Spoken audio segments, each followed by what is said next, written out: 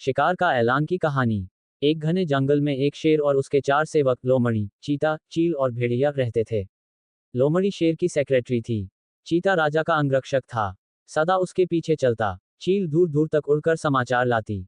भेड़िया गृहमंत्री था, उनका असली काम तो शेर की चापलूसी करना था। इस काम में चारों माहिर थे, इसलिए जंगल के दूसरे जानवर उन्हें चापलूस मंडली कहकर पुकारते थे। शेर शिकार करता, जितना खा सकता वह खाकर बाकी अपने सेवकों के लिए छोड़ जाया करता था। मजे में चारों का पेट भर जाता। एक दिन चील ने आकर चापलूस मंडली को सूचना दी, दोस्तों, सड़क के किनारे एक ऊंट बैठा है। भेड़िया चौंका, ऊंट? किसी काफिले से बिछड़ गया होगा। चीते ने जीभ चटकाई, हम शेर को उसका शिकार करने को राजी कर लें तो कई दिन दावत उड़ा सकते हैं। लोमड़ी ने घोषणा की, यह मेरा काम रहा। लोमड़ी शेर के पास गई और अपनी जुबान में मिठास घोलकर बोली, महाराज, दूत ने खबर दी है कि एक ऊंट सड़क किनारे बैठा है।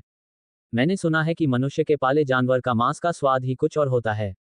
बिल्कुल राजा महाराजाओं के काबिल। आप आज्ञा दें तो आपके शिकार का ऐलान कर दूं। शेर लोमड़ी की मीठी बातों में आ गया और चापलूस मंडली के साथ चील द्वारा बताई जगह जा पहुंचा। वहां एक कमजोर सा ऊंट सड़क किनारे निढाल बैठा था। उसकी आंखें पीली पड़ चुकी थीं। उसकी हालत देखकर शेर ने पूछा, क्यों भाई, तुम्हारी यह हालत कैसे हुई? ऊंट कराहता हुआ बोला, जंगल के राजा, आपको नहीं पता कि इंसान कितना निर्दयी होता है। मैं एक ऊंटों के काफिले में एक व्यापार माल ढो रहा था। रास्ते में मैं बीमार पड़ गया। माल ढोने लायक नहीं रहा। उसने मुझे यहां मरने के लिए छोड़ दिया। आप ही मेरा शिकार कर मुझे मुक्ति दीजिए। ऊंट की कहानी सुनकर शेर को दुख हुआ। उसके दिल में राजाओं जैसी उदारता दिखाने की बात आई। शेर ने कहा, ऊंट, तुम्हें कोई जंगली जानवर नहीं मारेगा। मैं तुम्हें अभय देता हूं, तुम हमारे साथ चलोगे और उसके बाद हमारे साथ ही रहोगे।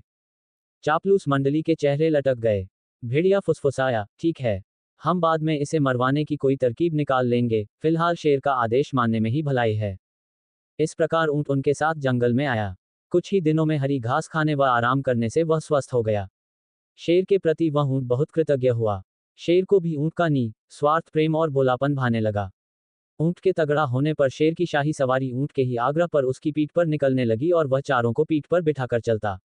एक दिन चापलूस मंडली के आग्रह पर शेर ने हाथी पर हमला कर दिया। दुर्भाग्य से हाथी पागल निकला। शेर को उसने सूंड से उठाकर पटक दिया। शेर उठकर बच निकलने में सफल तो हो गया, पर उसे चोटें बहुत लगीं। शेर लाचार होकर बैठ गया। शिकार कौन करता? कई दिन न शेर ने कुछ खाया और न सेवकों ने।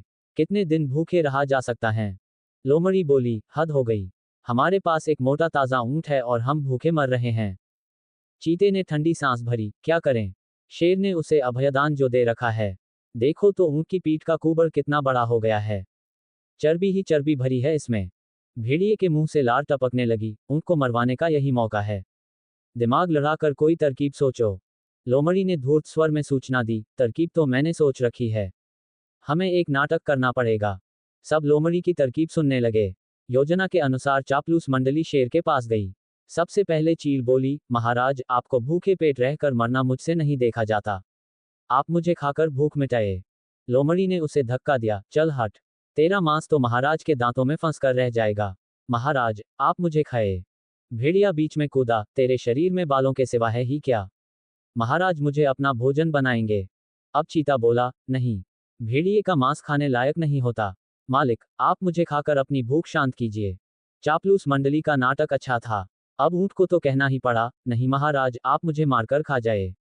मेरा तो जीवन ही आपका दान दिया हुआ है। मेरे रहते आप भूखों मरें, यह नहीं होगा।